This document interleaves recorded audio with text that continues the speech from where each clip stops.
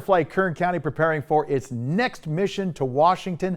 Believe it or not, this is the 45th trip since this all started, and you could call him a true veteran leader on this flight. Sergeant Major Jason Geis, we just know him as Jason, coming in this morning. Thank you for being here. Thanks for having me. Yeah, your retirement from these trips lasted a hot minute. Yep, I thought I was hanging it up for, I'd done 11. Did they entice you back, or did you say, man, it's such a wonderful experience? My wife going as a nurse, right? First time on my 11th flight was her first flight. She wanted to go back, so had to stay.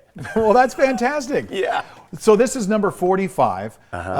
We just, since the pandemic ended, there's been 3 flights. Now we have this 4th one coming up, and are we finally kind of feeling like we're back in the groove? Yeah. Because I know we added Fort McHenry on the last one. Yeah, we did. That was an opportunity that came up that we took advantage of and were able to work it in. But yeah, I think the everything, all the volunteer wheels are greased again. And, we were a little rusty coming out of COVID, and it's understandable because there's so much volunteer work that's needed to make these things happen, to get out of Bakersfield and to get received back, and then everything planning leading up to the flight. It's a lot of work, and there's so many great people in the community that volunteer to make that happen behind the scenes. We're taking a look at some of the video from the departure in May, and I think this is another thing that a lot of people don't understand. There's a lot of fundraising that goes on.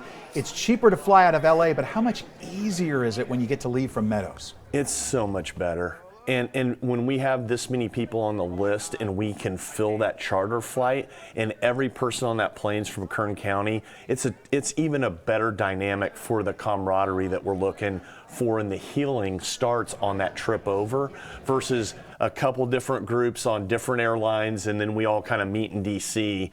This is much better outcome.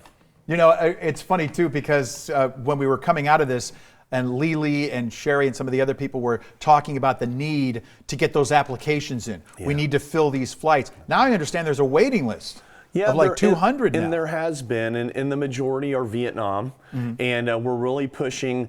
A lot of people have a misconception that you have to be a combat veteran to go on honor flight. That's not true. You have to be a veteran of certain era, World War II, Korea, or Vietnam era veterans. It's not a combat trip, it's a veteran trip. And so what we're really pushing is for the Vietnam veterans that weren't sent to country, not their fault, right? Right. Luck of the draw, right? Some people got sent, some people didn't, but it takes all of us to be successful in a war effort. And so we really want the Vietnam veterans that didn't serve in country but served during the Vietnam era to have that experience and to see what the impact of their efforts did for the fighting men and women on the ground. We were talking about this. The Honor Flight monthly breakfast is this morning. It is over at the Elks Lodge. Doors open at 8. That's when the coffee gets served and the stories begin with all the veterans. But how important is it to get veterans? It's almost like a first step if they haven't decided to go on Honor Flight, to get to this breakfast first, to sort of start that mingling process. Yeah, I think, the word's out there after 10 years of doing the breakfast. And I think if you go to the breakfast, it'd be really hard to say no, right? But I think we have a lot of people out in the community, like yourself even, that are doing things to encourage people. We got Tony Lee to go on a flight, and he's brought in several people that have registered since his trip. And that's what we're talking about. It's a grassroots effort. The breakfast is important. And one thing I'll tell you, Mike, I think we have more women veterans on this flight coming up. 6. I heard 6, yeah. That's 6. fantastic. I think that's the most we've ever had on a flight, being Flight 45. I think we've got 1 World War II, 6 Korean, and 85 Vietnam veterans on this flight.